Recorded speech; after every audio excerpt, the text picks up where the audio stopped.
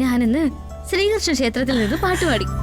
അതും ഞാൻ തനിച്ചല്ല, എന്റെ കൂടെ പാട്ടുപാടാൻ എന്റെ ദൈവവും ഉണ്ടായിരുന്നു. നിസ്സാര ആളൊന്നുമല്ല മുത്തശ്ശി നിൽക്കുന്നത്, സെലിബ്രിറ്റിയാ.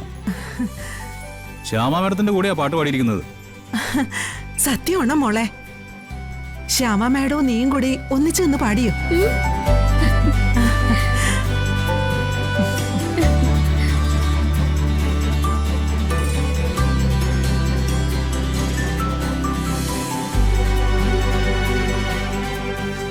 മുത്തശ്ശി, സത്യം പറഞ്ഞ ആ നടയിൽ കിടന്ന് മരിച്ച പോലെ എനിക്ക് ഒരു കുഴപ്പം തോന്നില്ലായിരുന്നു.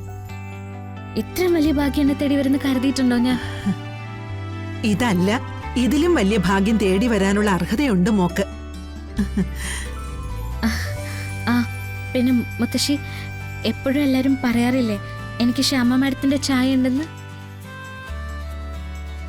ഇന്ന് അടുത്ത് വന്നപ്പോ ഞാൻ മാഡത്തിനെ തന്നെ നോക്കുമായിരുന്നു. ശരിക്കും എന്നെ പോലെ തന്നെയാ. ശരിക്കും എത്ര പേരെന്നറിയോ ഞാൻ ശ്യാമ മാഡത്തിന്റെ മോളെന്ന് കരുതി വിശേഷം ചോദിച്ചത്?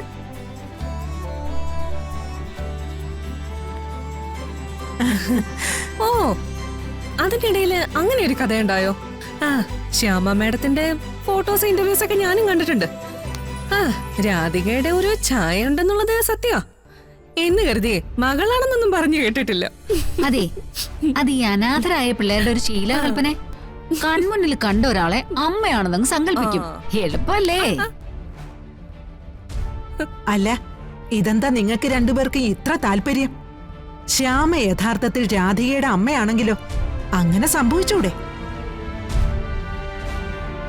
പിന്നെ ഇത്രയും സമ്പന്ന സ്ഥിതിയിൽ കഴിയുന്ന ശ്യാമ മാഡം ഒരു കുഞ്ഞിനെ പ്രസവിച്ച് ദേവനാരായണൻ വരുന്ന വഴിയില് അങ്ങ് കൊണ്ടുവയ്ക്കുകയല്ലേ? എന്റെ പൊന്നു മുത്തശ്ശിയുടെ ശ്രമം എന്തിനാണെന്ന് എനിക്ക് മനസ്സിലായി. രാധിക ശ്യാമ മേഡത്തിന്റെ മോളാണെങ്കിലേ കണിമംഗലത്ത് വന്നു കയറാൻ എളുപ്പമാണെന്ന് പറയാൻ പറ്റുമല്ലോ. എനിക്കൊന്നേ പറയാനുള്ളൂ, ശ്യാമ മേഡം ഒക്കെ വലിയ വലിയ ആൾക്കാരാ. ഇത്തരം ചീഞ്ഞ കഥകളൊക്കെ പറഞ്ഞു അത് ഈ പത്രത്തിലും ഓൺലൈനിലും ഒക്കെ വരുത്താൻ നിക്കണ്ട. നാണക്കേടാ.